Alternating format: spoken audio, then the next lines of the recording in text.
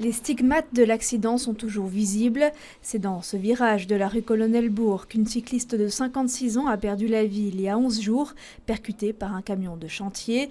Une intersection jugée accidentogène par le comité de quartier. Quand vous faites 30 à l'heure ici, les voitures derrière klaxonnent parce que vous n'allez pas assez vite. Donc c'est un problème de sécurité. Il y a peu de répression, peu de présence de la police ou de radars qui pourraient contrôler et ralentir les voitures. Il y a de plus en plus de camions avec ou sans remorque d'engins de chantier qui sont nombreux. En plus d'une présence policière supplémentaire et l'installation d'un radar dans cette zone 30, le comité souhaite alléger le trafic dans la rue Colonel-Bourg en déviant les bus et engins de chantier. On demande que les bus 79 et 21 de Diamant ne viennent plus par ici, mais aillent par l'avenue des Cerisiers ou l'avenue Rodebeek, reprennent l'avenue Mars sous l'autoroute et retrouvent l'arrêt de bus Colonel-Bourg. Les camions de chantier qui sont nombreux ici, aussi de dire stop, par ici vous ne venez pas, vous faites également le tour et dans ce sens-ci de mettre poids lourds interdits. La cycliste décédée venait de la piste cyclable de la E40.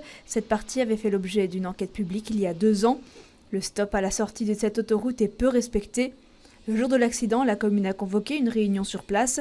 Vendredi dernier, les riverains ont pu suggérer aux autorités locales plusieurs propositions d'aménagement. Je pense que tout est envisageable. Le problème, évidemment, c'est que tout ne sait pas se faire en 5 secondes. Il faut voir les mesures qui savent être prises le plus rapidement possible et puis celles qui nécessitent, le cas échéant, plus de temps. Le problème, évidemment, au point de vue capacité police, c'est que si vous mettez des hommes ou des femmes, d'ailleurs, à un endroit, ça implique forcément qu'il y a d'autres missions qui, parfois, ne savent pas être remplies et où il y a moins de personnes.